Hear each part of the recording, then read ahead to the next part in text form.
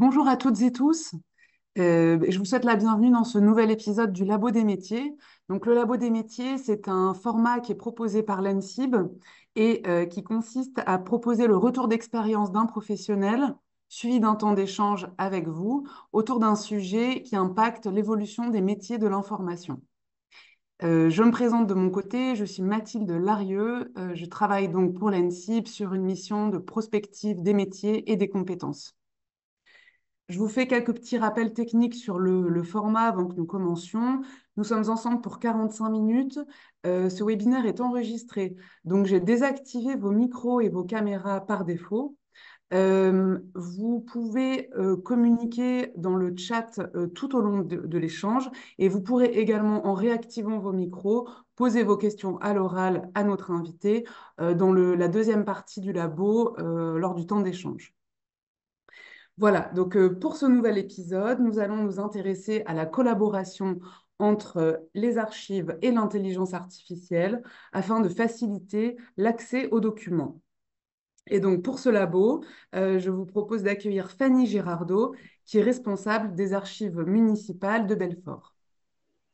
Donc Fanny, vous avez été pilote d'un projet lancé en 2022 de collaboration entre la société française Teclia qui développe des solutions pour la compréhension automatique de documents numérisés, et les archives municipales de Belfort.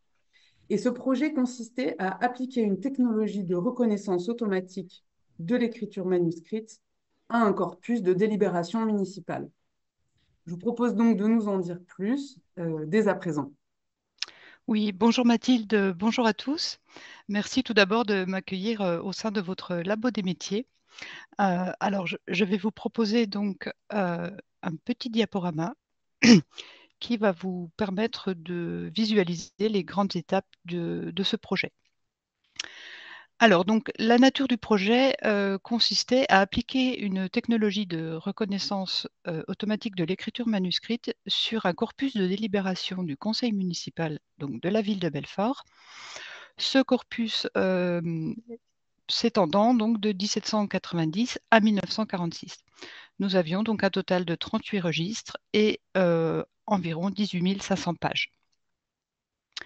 Donc, pour vous représenter ce que sont les délibérations municipales, je vous propose cette capture d'écran donc d'une séance manuscrite de l'année 1900 qui est présentée dans une visionneuse assez classique, comme nous en avons beaucoup, en tout cas sur nos sites d'archives, et qui permet de consulter un registre numérisé de façon linéaire, comme si on le feuilletait en salle de lecture. Donc, l'objectif de notre projet, c'était d'avoir un outil de recherche plein texte sur l'ensemble du contenu des délibérations municipales. Et sur cette diapo, on peut voir donc la même capture d'écran, la même page de délibération qui a été traitée par l'IA et sur laquelle on a appliqué une recherche très simple sur le mot lotissement. Et on peut voir donc le surlignage des lignes, de là ou des lignes qui correspondent à ce critère de recherche. Sur les grandes étapes du projet. Donc, la première phase, ça a été une phase très classique de numérisation des registres, comme on en fait régulièrement sur différents documents. Juste après cette phase de numérisation, on a fait avec l'entreprise Teclia un premier test sur un échantillon assez restreint, d'une douzaine de pages seulement, mais qui couvrait vraiment toute la période du corpus numérisé. Cette première phase de test étant plutôt concluante, nous avons ensuite traité l'ensemble des 18 500 pages, donc via le logiciel de reconnaissance d'écriture manuscrite. Et pour améliorer le travail et la recherche par mots-clés, nous avons choisi en début d'année 2023 d'appliquer sur ce projet une campagne d'annotation collaborative. Donc l'idée étant d'inviter des contributeurs à transcrire des lignes, transcrire des pages de délibération pour alimenter l'outil d'IA pour le permettre de progresser et de mieux reconnaître le texte de nos délibérations. Nous avons donc versé le résultat de cette campagne d'annotation dans l'outil qui a été de nouveau entraîné sur notre corpus de délibération à l'été 2023. Et nous avons eu livraison de l'ensemble des fichiers traités par l'IA à l'automne 2023. À ce stade-là, moi, je disposais en fait de fichiers images avec une couche de texte adossée, invisible bien sûr, sur laquelle je pouvais donc d'ores et déjà faire des recherches, mais je ne disposais pas encore d'outils que je puisse déployer pour l'ensemble de nos usagers. Donc ça, c'est la phase de cet hiver 2024 avec le développement de la plateforme de recherche et enfin sa mise en ligne ce mois d'avril. Alors, autour de ce projet, on gravitait un certain nombre d'acteurs, donc moi-même, bien sûr, au niveau des archives. Au niveau de Teclia, donc j'ai d'abord travaillé avec le président de la société sur la phase de traitement et d'annotation collaborative et sur le développement de la plateforme de recherche avec le directeur technique. Pour les services de la ville, donc j'ai bien entendu impliqué ma direction, qui est la direction de l'action culturelle, la direction de la communication pour l'aspect communication autour de notre projet, diffusion de l'information, la direction des systèmes d'information, bien sûr, pour l'intégration des fichiers et le développement de la plateforme, sa mise en ligne, et bien entendu, mon élu à la culture que j'ai associé dès le début pour avoir sa validation et son appui. Les acteurs sont également bien entendu nos contributeurs, au nombre de 154 au total, donc qui ont participé à la phase d'annotation. Et puis, j'ai également associé bien sûr le réseau professionnel archives et la presse locale pour relier donc notre campagne d'annotation et pour le lancement de la plateforme. En termes de coûts, alors on a tout d'abord la numérisation des registres, donc pour un peu plus de 2 300 €. Le traitement en lui-même du corpus, donc qui inclut les phases de test, la campagne d'annotation et la livraison des fichiers pour près de 4 000 €. Le développement de la plateforme pour 4 200 et un hébergement annuel de notre plateforme chez Teclia. Donc on a un coût total de ce projet qui tourne aux alentours de 10 000 €. Alors, je vais vous proposer une démonstration, d'une part donc de la plateforme d'annotation, puis de la plateforme de recherche qui est désormais en ligne.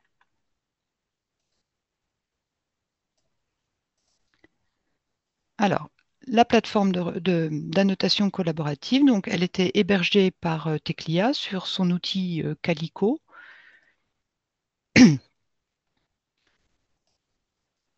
Et donc, c'est dans cette interface que nous proposions à nos contributeurs de venir transcrire nos délibérations avec en préalable quelques instructions que nous avons rédigées en concertation avec Teclia pour guider les contributeurs dans leur travail.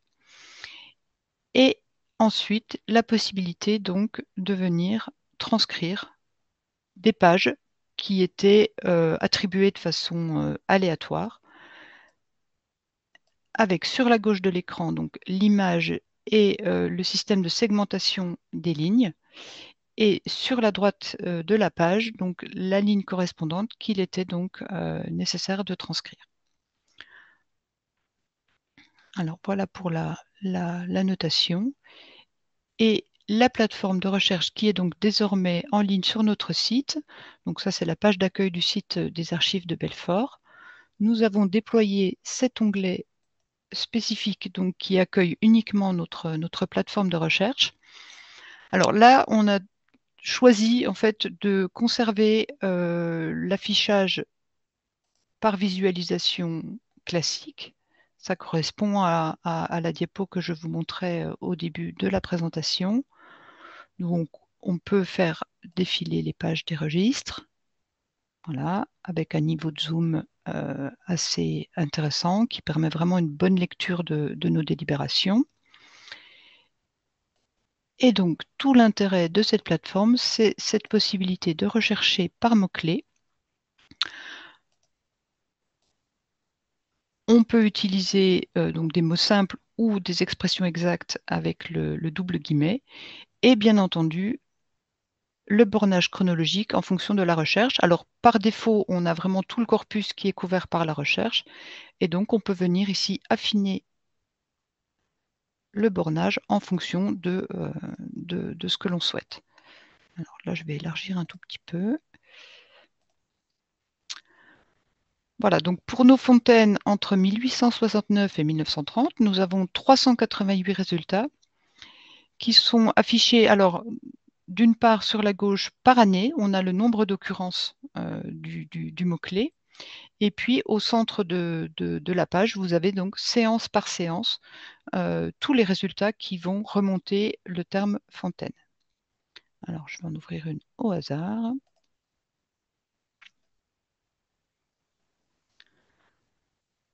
Voilà, donc là, on a la séance du 3 avril 1872 et ce surlignage en vert qui permet de repérer en fait visuellement immédiatement là où les lignes sur lesquelles se trouve le mot-clé que l'on a recherché. Et donc, on voit bien ici qu'on parle de la reconstruction de la fontaine du Faubourg. Donc, nous avons une occurrence, enfin deux occurrences même sur cette ligne, et puis encore une ici, un petit peu plus bas dans la page. Voilà.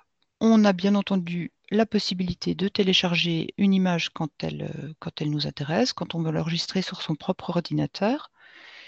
Et puis ici, la possibilité aussi de nous contacter, de signaler éventuellement un problème de transcription ou voilà, toute question qui pourrait se poser pour les utilisateurs de notre plateforme. Voilà pour cette présentation.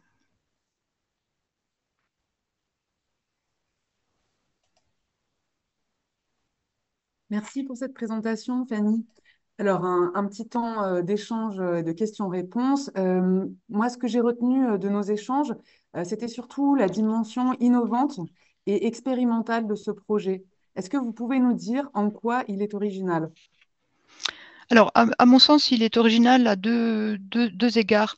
Dans un premier temps, je dirais que c'est vraiment le corpus en fait documentaire sur lequel il a porté, puisque alors on avait déjà eu des retours d'expériences d'IA appliquées aux archives par d'autres services, par des collègues, sur des documents qui étaient généralement des documents structurés, comme des listes électorales ou des recensements de population. Et notre projet portait en fait sur des documents qui ne sont pas structurés.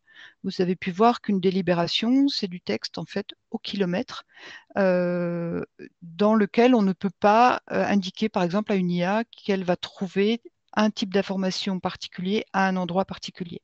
Donc ça, c'est le premier côté spécifique de ce projet. Et le deuxième, je dirais que c'est dans la méthode, puisque l'IA, enfin TechLIA, la société avec laquelle nous avons travaillé, n'ayant jamais travaillé sur ces types de documents, nous avons donc choisi de entraîner l'IA par notre plateforme de collaboration, enfin d'annotation collaborative, et donc en fait d'associer l'humain à ce projet. Et pourquoi vous avez choisi de travailler d'abord sur les délibérations municipales? Alors, en fait, j'ai essayé de raisonner sur les documents qui étaient le plus souvent consultés, dans lesquels nous faisons le plus souvent des recherches. Nous avons évidemment l'état civil, mais notre état civil a déjà été indexé intégralement. Nous avons les recensements de population, je vous en parlais un petit peu tout à l'heure. Ce sont des documents structurés dans lesquels on arrive à rechercher assez efficacement sans outils spécifiques. Idem pour les listes électorales. Les permis de construire, nous avons une base de données qui les individualise à l'unité, donc on peut rechercher aussi facilement dans cette base. Et donc, autre source importante de recherche, les délibérations. Et pour ces documents-là, nous n'avions aucun outil de recherche performant.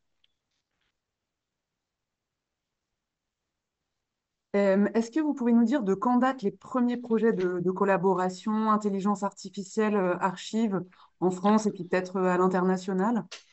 Alors, ils sont pas très très anciens. Moi, je les daterais d'une petite dizaine d'années en arrière, avec un premier projet en 2015 en Autriche, le projet Transcribus, qui a consisté en fait à déployer une plateforme qui est d'ailleurs en ligne et accessible, et qui permet à quiconque de déposer des documents manuscrits sur cette plateforme et d'en obtenir une transcription. En France, il faut avancer un petit peu dans le temps pour arriver en 2018 avec le projet Lectorep qui a consisté à traiter par l'IA le minutier central des notaires de Paris. Et puis plus récemment, et c'est un projet dont on entend plus parler, le projet SOCFES en 2022, porté par le ministère, enfin par le service interministériel des Archives de France, et qui donc concerne les recensements de population. Donc, ça fait maintenant 3 ans que vous travaillez sur ce projet. Qu'est-ce que ça vous a apporté en fait dans l'exercice de votre métier? Alors, ce que ça m'a apporté, c'est surtout une expérience de projet qu'on construit avec notre prestataire et toute la concertation en fait qu'il a été nécessaire de mettre en place pour mener à bien ce projet. Je n'avais jamais travaillé avec une IA. Teclia alors avait déjà quand même beaucoup d'expérience, mais pas sur notre corpus de documents. Donc, nous avons vraiment dû travailler en parallèle, main dans la main, de façon concertée, pour tenir compte en fait de nos contraintes respectives, notamment des contraintes techniques liées à la mise en place de ce projet. Et ça m'a permis vraiment d'entrer dans le processus, dans le cœur du processus de l'IA, ou en tout cas de le survoler. Et en ça, j'ai trouvé que c'était très, très enrichissant. Et du côté de Teclia, qu'est-ce que vous pensez que ça leur a apporté en tout cas que ça leur apporte de travailler avec des archivistes? Bah, bon, alors Teclia est vraiment spécialisé hein, dans l'IA appliquée aux archives. Je pense que ce que notre projet leur a spécifiquement apporté, c'est vraiment une expérience complémentaire sur des documents, un type de document en tout cas sur lesquels ils n'avaient jamais travaillé. Une fois de plus, cet aspect non structuré des documents était vraiment un défi pour eux à l'origine. Et bah, j'imagine qu'ils vont pouvoir thésauriser cette expérience et améliorer en fait la performance de leur prochain projet. Vous avez construit un partenariat sur des activités de métiers qui sont différentes. Donc, ça a sans doute supposé de construire un référentiel commun. Est-ce que vous avez dû vous ajuster, vous adapter?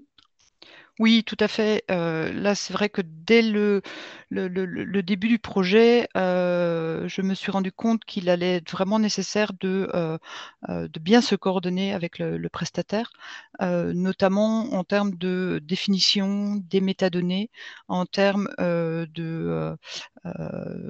oui, de référentiel pour pouvoir vraiment disposer d'un livrable qui soit conforme en fait à mon besoin. J'avais une idée assez précise du rendu final, mais je n'avais pas du tout idée en fait de toutes les étapes. Et ce sont ces étapes qu'il a été nécessaire vraiment de bien figer avec Teclia, de bien coordonner pour pouvoir exactement, registre par registre, séance par séance, savoir quelles étaient les données dont on avait besoin pour ensuite pouvoir déployer la plateforme. Est-ce que vous pensez que ce projet aurait pu voir le jour sans l'intelligence artificielle? Non, clairement pas. On avait déjà fait hein, des tentatives de rédaction, en tout cas de création d'outils de recherche sur nos délibérations. De façon assez récente, on avait par exemple imaginé un simple fichier Excel qui pouvait recenser les titres des délibérations.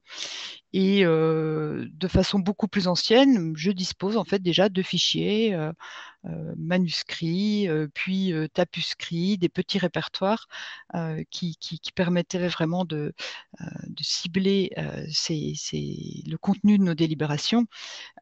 Mais au final, aucun de ces outils n'a vraiment abouti, n'a jamais été totalement exhaustif. Et là, sans l'intelligence artificielle, on n'aurait pas eu la possibilité d'accéder au contenu exhaustif de ce corpus de délibération. Et qu'est-ce que ce projet nous dit sur une éventuelle évolution des missions de l'archiviste?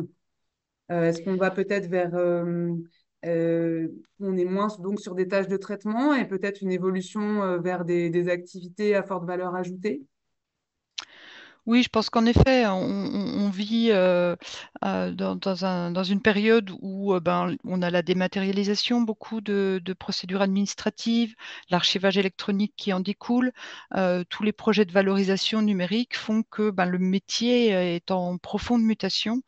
Euh, je pense que l'IA, en tout cas sur un projet comme celui qu'on a mené, euh, peut permettre alors déjà aux archivistes et aux usagers de disposer vraiment de contenus que, en fait, matériellement, on n'aurait pas du tout les moyens d'obtenir.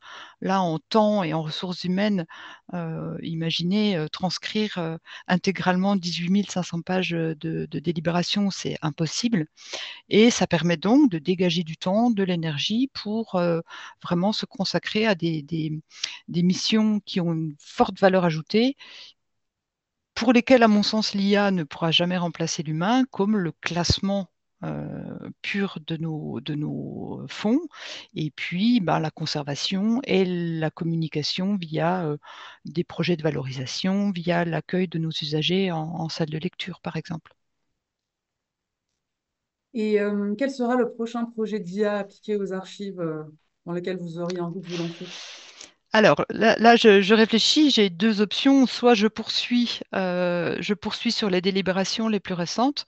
Bon, là, on a affaire à des documents qui sont la plupart imprimés cette fois. Donc, on revient des techniques d'ossérisation un peu plus classiques et où il y a moins techniquement moins de difficultés. Ou alors, j'ai bien envie de travailler sur un fond, le fond d'un photographe de presse de Belfort qui nous a donné 250 000 négatifs photos qu'on est en train de faire numériser. Même problème que pour les délibérations. Je n'ai quasiment pas d'outils pour rechercher dans ce fond. Et bah, j'aimerais étudier les potentialités de l'IA sur ce type de document spécifiquement pour peut-être de la reconnaissance de lieux ou même, espérons, de visages, de personnalités. Je reviens aux humains qui ont rendu ce projet possible. Est-ce que la contribution a bien fonctionné? Et j'en profite pour relayer une des questions qui étaient les contributeurs.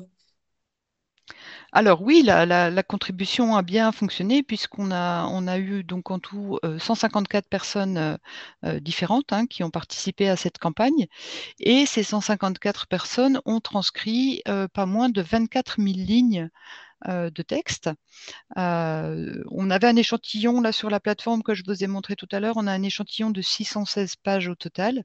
Et donc, ces 616 pages ont été transcrites à raison de 64% par deux personnes différentes. Ça aussi, c'était tout l'intérêt de la plateforme, c'était de proposer une même page à au moins deux personnes pour avoir trois transcriptions, celle de l'IA, bien sûr, les deux des deux contributeurs et ben, permettre ensuite, en fonction des ratios de concordance entre ces transcriptions, permettre bah, d'alimenter l'IA et de la rendre plus performante. Donc oui, cette phase d'annotation a été un succès, oui. Je relais également une seconde question. Est-ce que vous avez une idée du pourcentage d'erreurs ou de non-résultats à une demande? Alors ça, je n'ai pas encore de retour par rapport à ça. Le pourcentage d'erreur, alors tout va dépendre vraiment de la typologie de la recherche. Vous avez vu sur la plateforme on donnait la possibilité de mettre des expressions exactes à double guillemets. Voilà, il faut savoir que sur une expression exacte, on va avoir un taux de réponse qui va être forcément moins bon que sur des mots simples, puisque bah, il peut y avoir là des problèmes sur la transcription et forcément un retour moins important. Ça, je suis en train de... Enfin, cette plateforme, elle a été vraiment développée pour nous, donc elle est totalement perfectible et je suis toujours en lien avec Teclia, bien sûr, pour l'améliorer et notamment sur le taux de réponse. Est-ce que ce projet a essaimé auprès d'autres structures? Est-ce que vous avez été contacté, eu des marques d'intérêt par d'autres structures? Oui, j'ai eu plusieurs contacts. Je pense à deux en particulier, donc les archives de la ville et de l'Eurométropole de Strasbourg, voilà, qui m'ont contacté pour voir comment s'était passé le projet et avoir une idée un petit peu enfin, retour d'expérience par rapport à ce projet. Et un autre contact où là, les choses étaient déjà un peu plus avancées dans l'usage en fait que l'IA pourrait leur rendre. C'est une association, donc le Relais international de généalogie arménienne qui souhaite développer une base d'état civil arménien et qui bah, voilà, pensait que l'IA et une prestation comme celle que propose Teclia pourrait leur être utile. Merci Fanny. Voilà, plusieurs questions arrivent. Je relais donc. Y a-t-il un système de thésaurus qui permettrait d'élargir la recherche? Par exemple, si je tape école, le résultat établissement scolaire sortira-t-il? Alors non, on n'a pas mis en place donc de thésaurus. On est vraiment parti sur une recherche plein texte. Alors c'est vrai que cette question, on se l'est posée. On se l'est posé notamment, alors là, on est sur une recherche matière, donc via un thésaurus, mais on se l'est posé aussi en regard de nos index, parce que nous avons dans notre outil, dans notre logiciel archive des index lieux par exemple, et notamment sur des lieux qui ont pu changer de nom ou des bâtiments qui ont pu changer d'affectation. Donc la question a été posée. Pour l'instant, elle n'est pas encore traitée, elle n'est pas résolue. Mais oui, clairement. Et puis tout ce qui pourrait aussi être du champ de la sémantique, avoir un système de renvoi, en effet, d'un mot à un autre. Pour augmenter encore le taux de réponse. Ça, je pense que ça pourrait intervenir, mais dans le futur, dans de nouveaux développements de la plateforme. Et est-ce qu'une évolution prochaine de la plateforme serait d'intégrer une recherche par langage naturel, NLP? Alors là, alors ce serait, je pense, possible. Euh, Toutefois, alors pour être tout à fait transparente, dans la première mouture de la plateforme, Teclia nous avait proposé de mettre en regard de l'image de la page, de mettre le texte transcrit tel que l'IA l'a transcrit. Et on se rend compte en fait que c'est parfaitement illisible. Et parce qu'en fait, l'IA ne cherche pas à donner du sens à ce qu'elle voit, elle ne fait que transcrire des caractères et de les associer pour en former des mots que nous-mêmes sommes capables d'interpréter. Donc là, je pense que il va falloir attendre un petit peu que l'IA progresse à ce niveau-là pour pouvoir vraiment faire des recherches en langage naturel. Mais en l'état, euh, nous, nos transcriptions mises voilà, telles quelles, elles paraissent totalement incompréhensibles. Que se passe-t-il si vous changez de visualiseur? Est-ce que les images sont transférables avec leurs métadonnées dans un autre outil? Alors là, donc, le visualiseur que je vous ai montré, c'est celui que propose Teclia. Nous, par ailleurs, on a sur notre site internet, donc sur notre ou portail, enfin le logiciel qui nous permet de diffuser notre base de données en ligne, propose également un visualiseur. Donc, nous avons déjà deux outils de visualisation. C'est vrai que celui de Teclia est un petit peu redondant de celui que nous proposons sur notre site.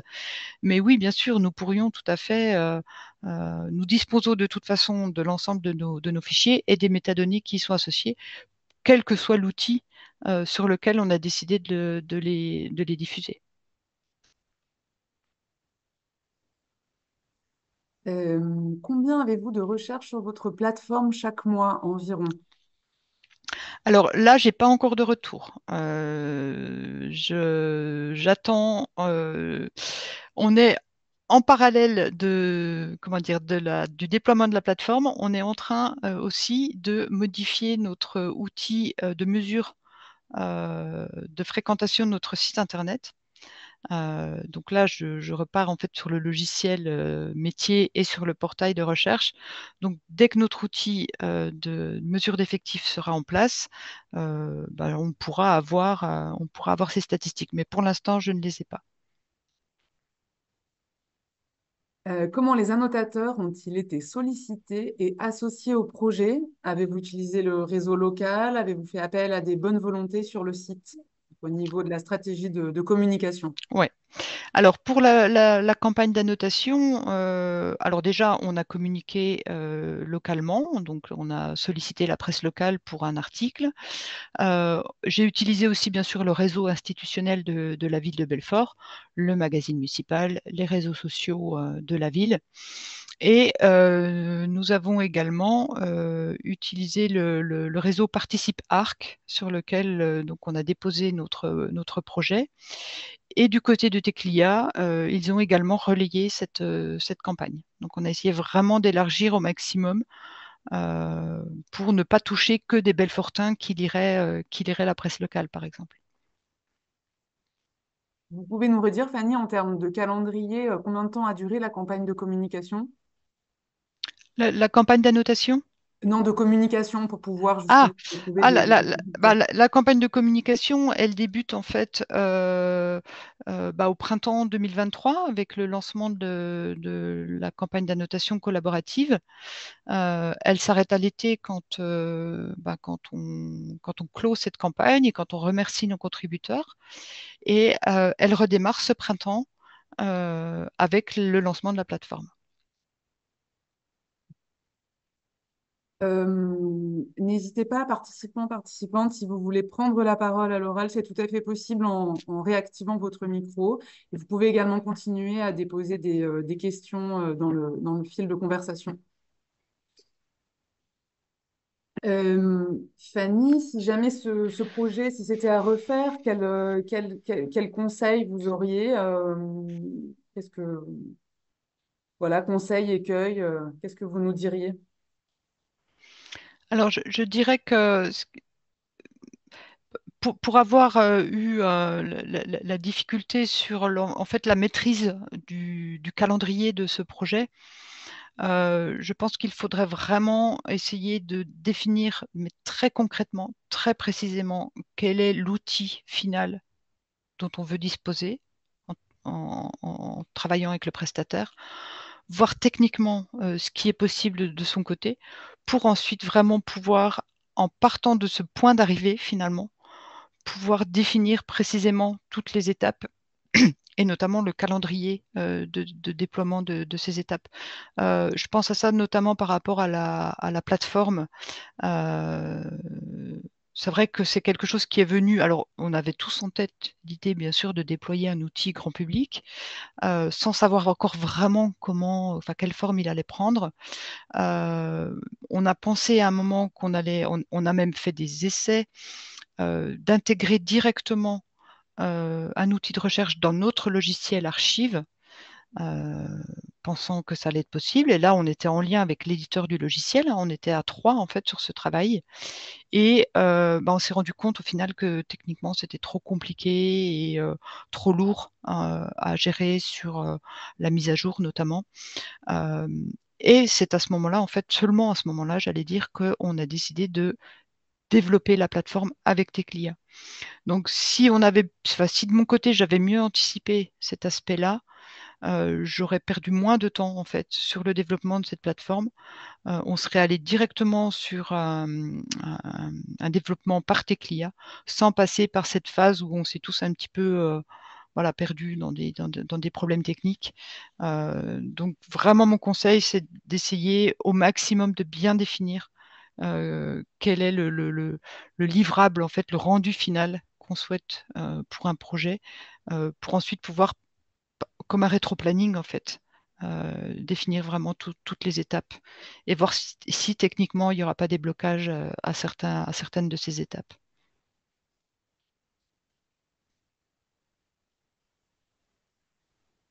Alors, je lis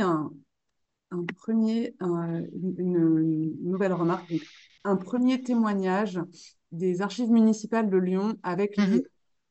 Travail en cours avec le LIRIS, Labo INSA, projet Synthessence, sur les délibérations numérisées de la fin du XVIIIe siècle pour reconstituer l'ambiance sonore et visuelle de Lyon. Une chercheuse en humanité numérique va compléter l'équipe à la rentrée 2024, faciliter l'analyse textuelle.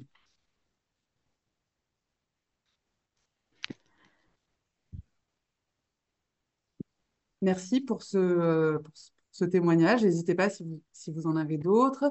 Je continue avec les questions. Aviez-vous reçu des retours d'expérience sur d'autres projets avec des données non structurées avant de vous lancer dans ce projet? Non, absolument pas. Alors, c'est vrai que moi, j'avais pas forcément, enfin, j'ai pas eu l'occasion d'échanger avec d'autres collègues avant de me lancer dans ce projet. Moi, ce qui m'a donné l'idée d'appliquer l'IA sur mes délibérations, c'est une présentation vidéo que j'avais vue par Teclia sur le projet Suckface. Donc, en fait, je suis vraiment partie de cette présentation où le président expliquait comment il travaillait sur des recensements de population. Et je l'ai interrogé tout simplement en lui disant, voilà, moi j'ai des délibérations, est-ce que vous savez travailler sur ce type de document et est-ce que ça vous intéresse? Donc voilà, les choses se sont faites quand même très vite, directement avec Teclia, et je n'avais pas en amont échangé avec d'autres services. Un second témoignage des archives municipales de Lyon. Nous avons indexé manuellement des délibérations numérisées avec 20 collègues pendant le confinement. C'est en cours d'intégration dans Nesis, mais c'est très, très, très long. Oui, voilà. On a le même outil et c'est vrai que l'indexation par mots-clés, voilà, elle est très fastidieuse, elle prend beaucoup de temps. Et alors, autant on aboutit en effet à un langage commun finalement, avec des mots-clés, des mots retenus qu'on utilise ensuite à la recherche, mais elle évacue. Alors, c'est vrai que les deux solutions, en fait, les deux solutions sont complémentaires de mon point de vue. On m'interrogeait tout à l'heure sur la question d'un thésaurus. Je pense que idéalement, il faudrait en effet pouvoir faire une recherche plein texte qui ne tient pas compte d'un langage documentaire que les archivistes auraient pu construire, mais avoir en parallèle, en effet, un référentiel de mots-clés qui puisse permettre voilà, d'élargir la recherche. Idéalement, faudrait pouvoir disposer des deux outils.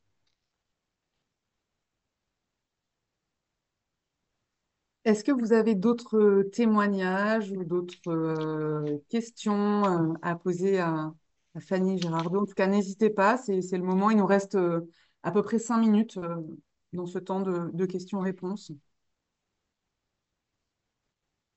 Euh, Moi, j'avais une autre question, Fanny. De mon côté, je ne suis pas archiviste, mais je me demandais comment cette nouvelle mission avait trouvé sa place par rapport à vos missions antérieures. Quel est le temps finalement que vous avez passé sur ce projet? Est-ce que vous avez dû délaisser vos missions plus classiques pour pouvoir vous concentrer sur ce projet? Voilà, d'un point de vue gestion de projet, comment vous avez Ouais. organisé les choses? De mon côté, finalement, bon, à part les phases où il a fallu notamment, on en parlait tout à l'heure, mettre en place un référentiel, savoir exactement quelles métadonnées on voulait appliquer à nos fichiers, où là, en effet, j'ai pris un petit peu de temps par rapport à la segmentation en séance, notamment. Euh, les différentes phases de test aussi sur la plateforme d'annotation collaborative, parce que là, on a aussi retravaillé avec Teclia sur cette phase-là pour être sûr que l'interface soit quand même assez intuitive pour les contributeurs qui ne sont pas des professionnels. Mais globalement, en fait, moi, mon application, elle a été assez ponctuelle et assez diluée au fil de ces trois, enfin, bonnes années, on va dire, de projet. Donc, c'est pas un projet qui est venu phagocyter d'autres missions. J'ai pas dû mettre de côté d'autres travaux en cours. Ça s'est fait en fait de façon, oui, assez diluée et tout à fait absorbable en fait dans ma charge de travail finalement. Voilà. Ça permet de rassurer pour des Oui, oui, non, c'est pas un projet qui prend des mois et des mois de travail en continu, pas du tout. En tout cas, dans le périmètre dans lequel moi j'ai mené le mien, euh, je vous dis, à part la mise au point, voilà, de certaines choses sur la plateforme euh, d'annotation, puis sur la plateforme de recherche, c'est pas un gros projet en soi, en termes de portage. très bien. Mm. Nouvelle question. Ne faudrait-il pas partir dès le départ du principe de séparer logiciel de recherche d'une plateforme de recherche IA? Après tout, les deux ne font pas la même chose et sont bâtis sur des socles techniques différents. Voilà, ben, c'est exactement la conclusion à laquelle j'en suis arrivée. Mais en effet, après avoir un petit peu cherché, euh, je pense en effet qu'on est sur deux métiers différents, deux techniques différentes, et que le fait de vouloir associer les deux n'est pas forcément très opportun. Je pense que cette remarque est tout à fait pertinente. On a un logiciel métier vraiment de gestion de base de données, de gestion d'archives. Et à côté, on va avoir des outils différents d'ailleurs, hein, qui peuvent permettre de valoriser nos fonds, notamment via cette plateforme de recherche. Après, moi, ce qui m'importait quand même, c'était d'avoir un lien entre les deux et de ne pas proposer quelque chose qui soit en dehors de notre site Internet. Euh, Parce que je voulais que l'entrée en fait sur cette plateforme de recherche reste notre site internet institutionnel. Notre site étant généré par notre logiciel de gestion d'archives, il a quand même fallu là, voilà, techniquement trouver l'astuce pour pouvoir intégrer la plateforme. Le travail des annotateurs alimente l'apprentissage de l'IA en vue de la reconnaissance automatique du texte manuscrit, si j'ai bien compris. Pourquoi les Oui. faire intervenir à nouveau? Alors là, c'est peut-être moi qui n'ai pas été très, très claire parce qu'en fait, nos contributeurs ne sont intervenus qu'une seule fois sur la plateforme d'annotation. Donc, c'est la phase du printemps 2023 où donc on leur a proposé ces transcriptions. Nous avons clôturé cette campagne pour ensuite alimenter l'IA. Mais il n'y a pas eu de deuxième intervention de nos contributeurs. J'ai peut-être pas été très claire à un moment dans mon explication. Merci. J'ai donc déposé le lien Internet vers la plateforme donc dans le chat. J'ai une participante qui vous remercie, Fanny, pour cette présentation très intéressante. Il nous reste 2 minutes. On peut encore se permettre une question, si vous en avez une. Alors, juste par rapport au lien que vous partagez, Mathilde, donc là, c'est bien le lien de la plateforme d'annotation. Oui. Ça, c'était à titre d'exemple, voilà, pour montrer comment nos contributeurs avaient pu travailler. Voilà, et je vois que des personnes demandent le lien vers, Oui, je le vers mets. le site, voilà, et la plateforme de recherche, en fait, qui est en ligne maintenant. Bon, tout le monde vous remercie. Très bien, eh ben, je vous remercie également de votre accueil. Peut-être si jamais quelqu'un veut vous contacter plus précisément pour des questions, est-ce qu'il est possible de le faire, Fanny? Oui, oui, oui, bien sûr, avec plaisir. Oui, oui, oui, oui, on Est-ce peut que c'est me... possible peut-être de laisser votre contact mail Oui, bien dans le sûr, chat? bien sûr. Eh bien, merci à tous pour votre participation. Merci beaucoup, Fanny. Merci à vous, Mathilde. Et puis, bonne continuation sur ce projet. Merci beaucoup. Au revoir. Au revoir.